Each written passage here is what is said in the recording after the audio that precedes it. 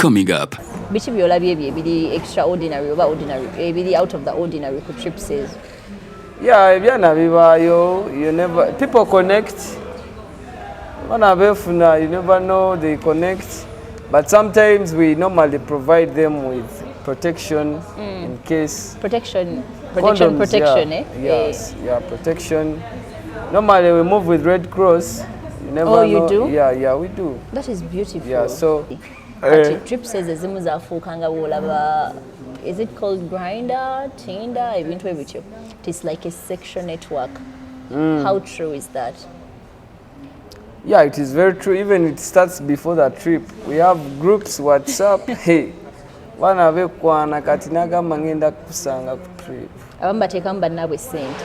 Hey, abamu bateekamu ssente n'abawala bajja nagamba nze nze kufuna musajja ku trip. Kitegeera n'omulenzi nagamba nze funa mukazi ku trip. Ne bakonectingireyo ne beeri ekigambo. Ne beekwana.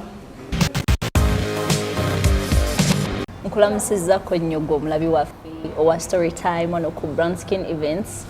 Nze Sasha Takongolis Jim Ombwat. Leero nga ndina omuntu abasinga gwe mumanyi nga Mr. Handsome. Mumanyi nga TikTok akyasinze emirimu emirungi ebyo ebintu mbirabyeko. Abasinga muyita kali smart munnange Mr. Hugs UG. Buuza kwakulaba. Yo, abantu abamugamba ki? Bampita Mr. Hugs. Yeah. Ndi musanyufu okubeera ku eno platform. Mpulira essanyu ly'amaanyi. Mr. Hugs, I'm always happy you're always smart. Every time I see you, you are smart.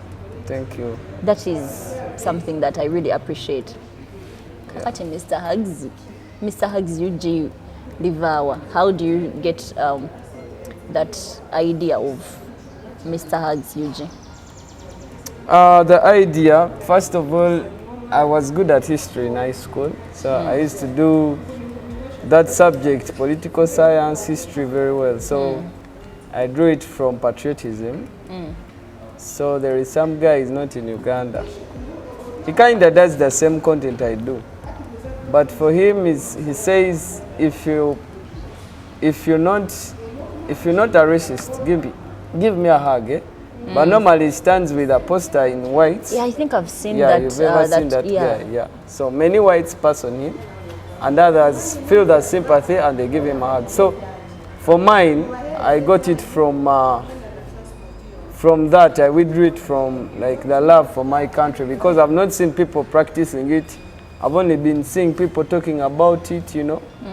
So I decided to make that poster with simple words. Yeah, so it's if something. If you love your country, Uganda, give me a hug. Yeah, it's not even about giving a hug. We have people who are in depression. Oh yeah. You know, people even commit suicide.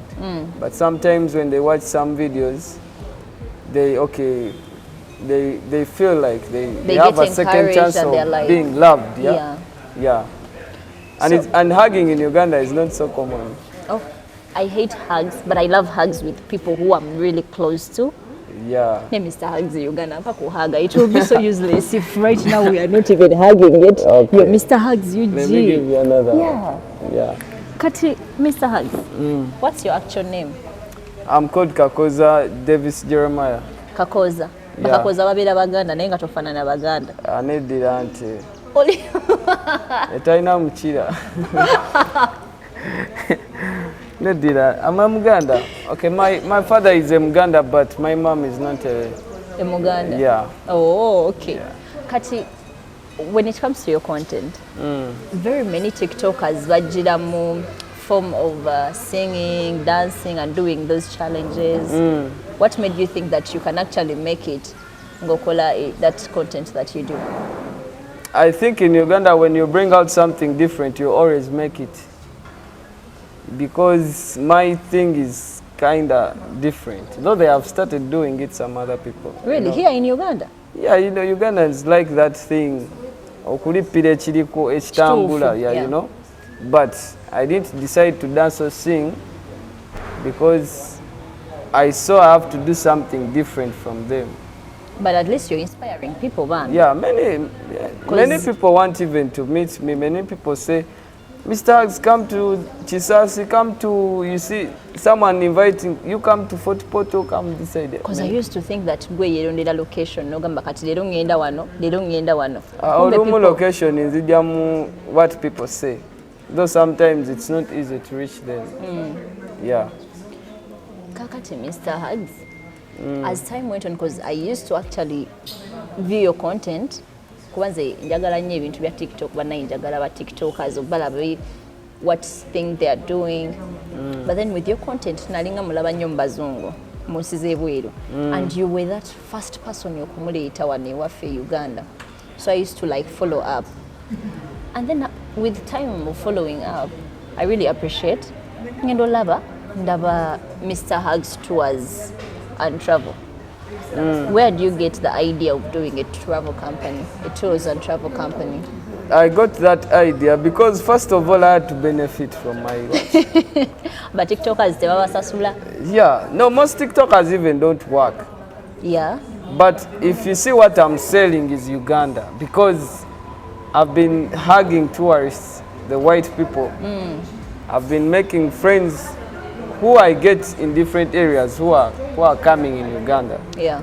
So that means through that content, I decided to start showing other people that Uganda is a beautiful country. You know, Ugandans, someone stays in Kampala, but he or she has never gone to Jinja. Yeah, it's true. He or she doesn't know that there are such falls, this or this mountain. And they think those things are actually in outside countries. So I decided to make my company that takes people, especially domestic. For now, I'm doing domestic tourism. You'll never hear us going to Dubai, Zanzibar, or no. Because I've seen you go to Jinja, Uganda, yeah. And it's you recently had a trip that was very successful. But in a content on my FYP, I'm seeing your content. The content of that trip was like, and then there is an account called Gigi Beauty. And our content omusajja wabasasudde bakutereyo content. No, because I normally when I do my trips I really serve my people what they want to enjoy. I value their money. First thing I value, even if I don't get a lot of money, I value their money. That's why you see that someone enjoys enjoys the trips, even posting, because the content is too attractive. Talking about attractive content on those trips, are there some things that you've seen that are literally, no, actually out of the ordinary mu trip says? Kubanga nalaba ebyana ku trip yo, both men and women, boys and girls, and I'm like, wow, this is so successful. Biki byolabye ebiri extraordinary oba ordinary, ebiri out of the ordinary ku trip says? Yeah, ebyana bibayo, you never, people connect. You never know, they connect. But sometimes we normally provide them with protection in case. Protection, condoms, Yes, protection. Normally we move with Red Cross. You never know. You do? Yeah, we do. That is beautiful. Yeah, so era mubamu ebintu kati, you know, sometimes n'abawala tebambala buno bw'omunda, you never know. Bindako bituufu. Bituufu gwe abaana b'e Kampala balaba edduka.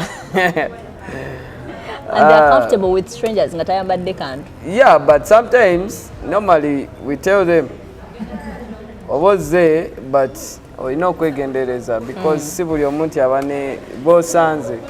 Si buli omuntu aba ne ambitions ennungi gy'oli, so tubagamba obeera careful.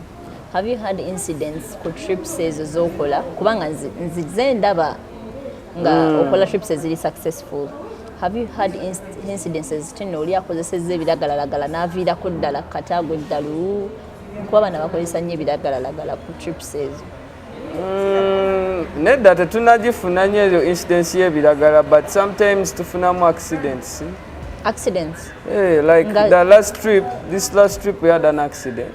This one that was on Sunday? Yes.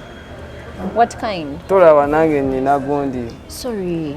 But it was, I think, by God's grace, because tewali yalumiziddwa nnyo, but someone... What kind of accident was it? It was, someone was driving. You know, normally we have the normal buses, but some people bring their private cars. Yeah. Omanya abana ba Subaru abo. Bagalo kakase kubo. So someone like omu kuba naffe yafunye accident yatomera like bono makati waliwo tukunaji kuba. Oh, sorry. But no one was hurt? No one was hurt. They got some minor injuries. Naye making sure nti nga team tubatwala ne bajjanjabibwa naye nga bibaawo, so even other people are watching abategeka trips zino balina okwegendereza ekyo ekintu kyoleeta emmotoka eziri private kuba obeera ne driver wa bus osobola omugamba kendeezaako kuba ye aba akuwulira gwe bosi naye omwana wa Subaru ayya tasobola mugambako nawe wa Subaru tafugika kati nvuga Subaru Forester yange omugambe mpola okitegeera and sometimes biba risky. When you were starting up this tours and travel company, didn't you think that ogenda gwa mu losses zokka oba you were just positive? Oba ina yawe emikono egikuli emabega egikusupporting? For now I don't have sponsors, I don't have stake kale sina ba holders oba ki ekintu kyange olimba naawe abantu nga banja bajja ku trips zezo anti for you not to be having sponsors. For now I have not got, but sometimes people realize when you start working hard, because I've just started. The company is not even it has not yet even made 3 months or a year. We have just started it here. So maybe with time they will come up. But I've seen Vumbula has reached out to me. They want me to be the ambassador, so it's a big event. I think you know Vumbula. I know Vumbula because I have my best friend.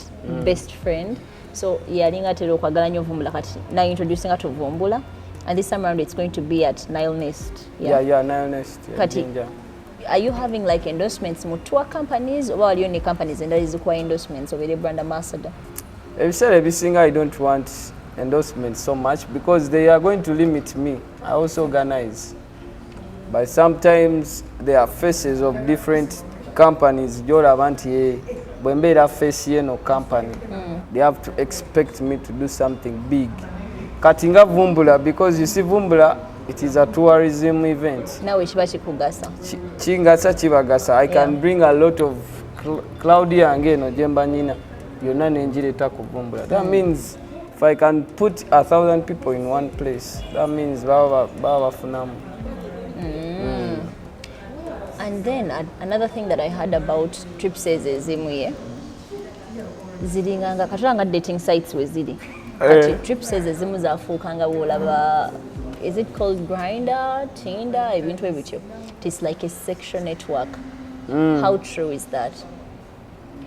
Yeah, it is very true. Even it starts before the trip. We have groups, WhatsApp. Hey, wana bekwana kati nagamba ngenda kusanga ku trip. Abamba tekamba nabwe sente.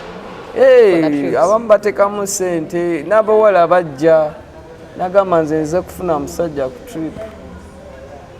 Kitegeera n'omulenzi nagamba nze funa mukazi ku trip. Ne bakonectingireyo ne beeri ekigambo. Ne beekwana. You never know. Abamu baba ne speed ne biggwera neeyo. Nawe bakwetegeera ddala. Nze mbeera ku business. Twadobeera ku business era naawe tomanya. Omutwe gubaako bingi for that. Manze mu nsi muno ntya nnyo omusajja avayo n'agamba ku camera nti nze mbeera ku business mba sibirowoozaako ebyo ye tinakyo sense. Kirabika naawe gwakulembera abo abantu abamu. Anedda singa era n'abantu bandibadde bakitegeera wengenda nabo abamu baba bakiraba because kino engeri gye kirabikamu ye. It looks weird. Yeah, mixing weird. Professional with things those, and you know. casual I know things. some girls may be wanting. Naye just chireka bulesi. What makes your trips special and different from other trips? First of all, organization. I organize an event. I plan. I don't just rush and say tugenda jinja. Making sure what someone has paid for kyagenda ofuna. Most trips osanga oli akuteka bluetooth katereddeyo abantu ku venue number. Kati gwofuna PA system number. system number stage when mba nsobodde nefunayo omuyimbi I make sure they do games. Ofuna n'abayimbi naye ng'abantu tobacharginga sente nnyingi toyingira mu losses. Nfunako ekitono kiba kimala because it's not the only business I have. You have other business? Yeah, I have another business. Naye nga what I've told you is that I really love someone to see that you are happy. You have enjoyed. Kinyumira nnyo. Kaletegeza with time we shall be comparing your trips to Vombola, Nyege. You never know because now everyone, actually now it's on a high scale that people are organizing trips. Many trips are now, people are putting many trips. Now what if we make something big? Because they know hugs were tegese. Yeah. Because this very last trip, I was very impressed. Yeah, I think you watched the other trip of Jazan Crocs. Yeah, that one was. I actually watched it. Was that your first trip? My first trip, we went to Busoko. That was my second trip. Then we had a trip to Entebbe. Then we had this trip. Bagamba nti abantu abatera okukola trips basaddaakira ebintu. Do you? Yeah, I can't even think about that. Why? No. Kubanga No. you are a new company and here you are organizing trips and those trips are very successful. Ekitegeeza abantu abalala bagamba nti osaddaakira ebintu. Oba olina gy'onyenyezaamu awo ensaasi. Simanyi na kye bakola kubanga nakyegambye like kiringa kubeera nga you are a good mother at home. Yeah. All your kids will love you. They'll always want to be near you. So that's what I also do when I'm organizing. So sigenda mbunyenye ensasi oba I don't. With time, do you feel like you should maybe collaborate with certain TikTokers when you are for Uganda? Yeah, of course I've tried. Never TikToker be Uganda ngabeeraga. Mwana, yogera kukweraga ba TikTokers. But TikTokers in Uganda basinga, they think that these celebrities, like people should praise them. The reason why TikTok, I think it's just a platform where you have to express or teach something to other people. Never like here in Uganda. Bobola beba TikTok abatali mu Uganda, the way engeri gye beyisamu si be bawano. Kuba nina account yemu gye nalabako nga oli ayinako 100K something followers. Kuba nalowooza wa kitalo nnyo. Naye mba TikTokers bambi bendabye abamu abateeraga waliyo no Ivo teyeeraga Emily kale abo abantu batyo batyo. Naye waliyo abamu sijja bamentioning amanya. They think we should praise them. Kati gwe nga gwe, I know in your inbox obeerayo n'abantu abaku messaging abagala kulabako. How is your connection gwe n'abantu? N'abo abantu babo bafani bo, are you so down to earth? Do you let them meet you or woli mpologoma? I'm down to earth. Ne sometimes abantu abagala ba meeting up TikTok si bangu. I remember waliwo omuwala yangambako like ngende like nali ku live, she was like hugs jangu kene wachiseka otubuzeeko. So I was like it's okay, I can go there. Mama natuuka wali ogenze ku blind date. Teyali date oba ki naye naye nagenda neŋŋamba kangende mbalabeko, but she was like joking. Okitegeera sometimes abantu abatulaba ku TikTok abamu si buli omuntu ogenda mu meeting. Okitegeera kuba abamu oli ajja kwogera oluusi abamu ayinza okuba nga akyogera naye nga takitegeeza Ng'asaaga. Ng'asaaga. So sometimes nze njagala nnyo kisinziira engeri gy'ozzeemu. What boundaries enkuuma. Abamu simba saagala kisusa mbu jangu eno ndaba ate nange mmale gagenda. Kwanza kye mmanyi ku ba TikTok abamu otuuka kati nga ku yo level gy'oliko. Wasinga mubeera mweragamu kwate nga obuwala buba yayanira nnyo ate nga naawe obeera ogamba kati whatever I want I get. Kabeere muwala kika ki? Ebyo si birungi era olaba babikola bagudde bamadubala bonna kyabalaba. Amadubala nno kyali wange. Okyamulaba kati yabeeranga n'abawala ku live buli kaseera kati he's now asking for buyambi. So otandika ebintu ebimu we but you end up you end up actually that life does not even last. You have to oyina engeri gy'olina okubeeramu nga obulamu bwo obutwalira ddala okubanga bwa mugaso. Oyina ba tiktokers b'owulira b'otayagala. You don't like them and they are renowned tiktokers wano mu Uganda. So bagamba nti siyagala muntu kuba mba nnyonoona budde bwange okugamba nti sikwagala. Lwaki? Kale obanga enneeyisa zaabwe biki nga kale bakyuseemu. Just ebimu balina okyusaamu. They should start being like balina olekerawo fakinga n'obulamu. Those tiktokers also fake live. Allah, they are broke. Baavu babeera ku buno ojjanga okola akalango sima ak'emmere ebyo bye babeeramu. Instead of working, you already have a platform. Why don't you set a boutique? People will come and buy from you because they know you are an kachiringa nze kyegamba mba ntunda obanga engatto nengenda ku TikTok nengamba abantu ntunda engatto bajazigula ya whatever price you say. Bwembeera mbina ebyokwewala ogenda newola engatto ate simaani nkole biki ogenda ending up buli kaseera ngo actually bafuuka babeega indirect beggars. Nali manyi TikTok ebasasula sente ezimala okubeera nga they are not even supposed to beg. TikTok omuntu gwesasula mbune kuwadde sente mpozi bano boolaba nti abafuna sente mu birabo badeire baani. Ekitegeeza bulijjo kyemmanyi kya bulimba nali manyi nti n'omuntu watuuka nga ku 10k followers. Teri sente TikTok zeekuwa nti olina 100k owa 20k nedda mukwano bakuwa gifts cause nange nali nziriddeko eza gifts because someone uses money to buy those gifts. You just oyinabeera na PayPal eyo app n'okyusa dola zo n'ozizza mu ze Uganda ne bazikuwa. PayPal ekola wano ewaffe Uganda. PayPal tekola wano unless ng'olina account oba kati goyinza oba ne mukwano gwo ng'ali USA. You have to give that person your account eya TikTok n'agiyingiramu n'ajjayo transaction zo. You trust the person? Yes. Namala gwe n'omwe enamba yawana eya Uganda ya mobile money oba bank naziteekako naye ezo sente ziweza ebiseera ebisinga ku TikTok kitwalamu obwe unless ng'olina good gifters kuba kati mulimu ebirabo ebirina sente nga Lion oba miliyoni. Lion esinga okubeera ne sente. Lion Galaxy biki ebyo ate galubindi galubindi ne kwanda abantu galubindi buyinza obeeramu obusente nga 2-3 eza wano e Uganda. Kyova ogambye nti bw'obanga tolina bagifta balungi kikutwalira obudde obwezaako. Mulimu omuntu nga ye ayinza oba alinako 2 naye ng'agaweereza mu myezi nga5. Emitwalo 2 ezaffe eza wano ate ng'asobola ogenda n'azikola.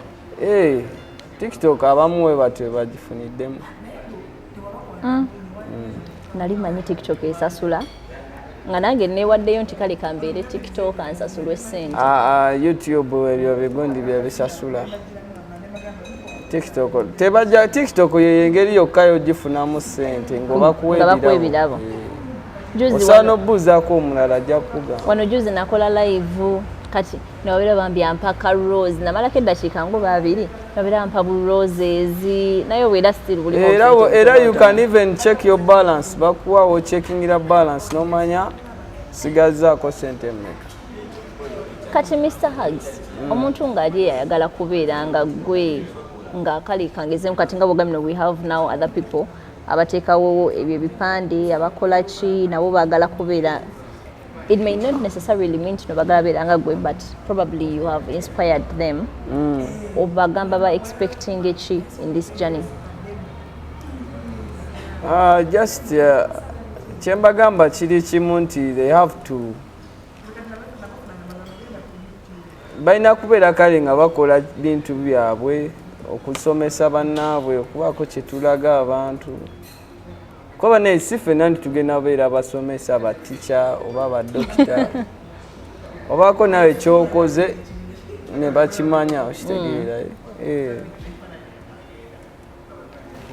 Nalabye oyina trip ejja kano kamakange naawe your coming trip. Do you think it's going to be a successful trip over? Yes, it will be a successful trip because I know nze manya akatale kange wekwali ate kati omanyi n'akataleko nkamanyi kiki baana bamasomero olina osooka n'omanya kyokola woogwa. You know, you are not going to come over like nga kweno hotel ogambe mbu simanya ngenda teekawo bino nga tetobisobola. Yeah, so it's going to be a success because I work hard. I go to schools, I go to arcades, tambula ne mu kibuga nenoonya abantu, so I know. Anti kati mune wafuuka serebu, you have to be careful with your life. Toyimala gatambula mu kibuga, toli serebu. Tambula naawe. Nze saagala nnyo nakwetwala nti ndi serebu. You're so down to earth. Hey. Oh. Sikirabamu nnyo serebu. Omanyi bagamba kati ennaku zino ba TikTok okubeera nga omanyikiddwa nnyo olina okuba nga weevuga. Nevuga, nina akamotoka kange kali awo sikamaanyi nnyo naye nevuga. Ke kakaliko Mr. Hugs. Mr. Hugs. Olina okutunda ekintu kyo. Naye bakajeregeyo mu kkubo. Bakajerega lwa nsonga bakusuubira nti olina. Yeah, but anti yeyo life gye gamba kati abasinga gye baagala ate nga tebagisobola. Nyina TikTok gwe nawulidde yatandikidde ku Range Rover. Naye waliwo omusajja yabudde. Naye bagambe si Range Rover, bagamba influencer. Nawulidde nti Range Rover era niwabeerawo omusajja avayo n'agamba otandikira otya ku Range Rover. Anti okwo kwe bayita okwekanika. Wabeera nga alinayo baba muteekamu ssente. You know, first of all, there is something you should know about life. First, know where you come from. Bw'oba tosobola manya wajje ova oba ewamu kiringa genda mu kikomera ky'abagagga ate gwe oyagala kweyisa ng'abaana abaamu okitegeera olina okujjukira ewammwe. Omuganda kyayita okumanya ennaku yo. So ofuna Range Rover fine naye tukuweeyo emyaka 2 oba 3 naaba okya maintaining eyo emmotoka. Olaba abayimbi bennyini babagoba mu mayumba wano ne babajjako n'emmotoka zaabwe banka simanye entutteko kino enkoze biki kati anyway but sometimes buli omu alina kyayagala. Muneze naye manyi wenda ba TikTok nga alina ba followers bayitirivu like more than 20k more than what TikTok emusasula. I expect that person okubeera nga asula mu nnyumba nga nnungi nga yeevuga, but then if that's the case nga TikTok tebasasula sikitegeera. Anti naga kyengezezaako okugamba wali emabega nti buli omu alina engeri gy'asasulwamu. Waliwo kati nga baivo baba ne endorsements ez'amaanyi nti olaba kampani ez'amaanyi zimukozesa olaba okitegeera ye nga akasente afuna tasobola kugamba olina kampani nga 4 ng'olina endorsements buli mwezi bakusasula n'oba nga tofuna sente. Abamu bakifuna mu ngeri eyo then abalala ekyo kyegambye ekyokuba nga babawo ebirabo naye mbu TikTok eva eri ekuwe. Ba TikTokers bazze okusupportinga ku trips ezo ng'oggyeko eri eya whistles and reflectors. Ayo reflector teyali yange eyo trip naye nga nina aba TikTokers ababeerawo sometimes tebajja naye omugamba nyamba ompisizeemu. Wowe gwe nagamba okumpisizaamu nansaba $3,000. Nagamba Mukama kiki kino $3,000 gaali just okuyisizaawo akalango okumpisizaamu ngate nabo kati batandise otegeka ebivulu byabwe. How are we going to support you nga mweraga nawe ng'omusaba ssente naye nga babaawo Ivo omugambako mwana nsuulirayo ng'akuterayo. Ivo is one of the most down to earth TikTokers I think I know. N'abalala abamu baposha bani oluusi weeteramu ezizo mu trips zino. Oluusi weeteramu ssente zo mu trips zino. Okola advertising oba mu trip yonna byonna era nteekamu ssente zange naye si byangu. Oziteekamu ne zidda oluusi oziteekamu ne zikusala kubanga anti ekirungi nti we have to ekisooka mu byonna tukola booking to bookingisa abaana. That's number 1. Maybe sometimes oyinza okukozesa kwaka kasente n'osasulako ebitono kubanga ebya trip ekisinga okuba important is transport ne venue ekifo kyotwalamu abantu byebisinga obeera important. Yogera kweno trip yejje ya twende mu school uniform. Eyo trip ngenda kujja ngenda kwambala era ne kasikati tiketi kange yiyo nyina gikulekera bannaye bampadde dda tiketi ya twende mu school uniform ngenda kwesala nga buli planned kids obwalagirwa obwebwere obwe mulaba mu series. Talk about that trip. What should people expect? So first of all, what the main aim for this trip is twagala we get back to that life. And this trip is going to unite us. You never know. Uyinza ba wasomera Seroma, for example. Okimanyi abaana be wasoma nabo abamu tokyayogera nabo. Yeah. Tobamanyi, tokyabamanyi, oyinza n'omuyitako. Naye eno trip egenda tuyinza oba bangi. Actually tugenda ba bangi. It's going to bring us together nti nasomerako ku ssomero ly'abali. Mulimu n'abantu emize gye balina mu ssomero nga era bakyagikola. Nga bakyagikola ne mu bukulu. Waliwo abaana be bagamba nga sibe taking in nga takyabikola. So sometimes we are going to see, can people still be smart? Abantu basobola okubeera smart nga bazze ku trip nga bambadde uniform zaabwe. Twagala ba representing n'amasomero gaabwe. Tumanye nti gwa ate temugira mu uniform nga si ya somero lyo. Oyinza okugira mu uniform y'erubiri nga ate wasomera eri. Ate okubeera nga nze munnange nze saasoma naye nga trip njagala njijjemu.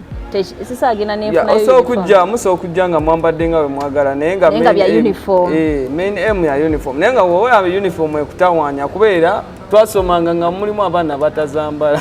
Kituufu. Nga bagimuwa naye n'ayambala by'ayagala. Nga uniform tebazambala.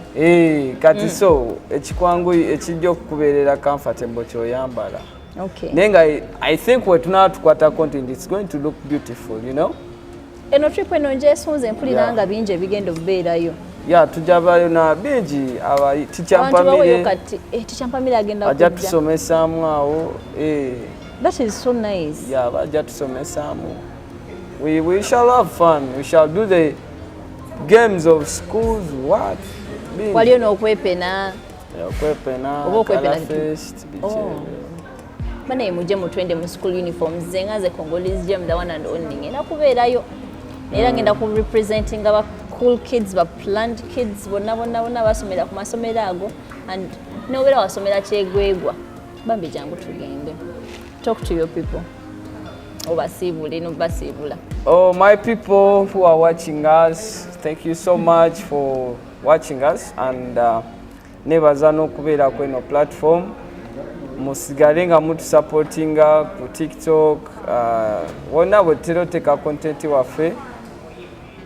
Mbagala nnyo bakakasize ddala nti bajje mu trip eno kubanga nekyala nga 26 May tugenda mu twende mu school uniform double decker edition.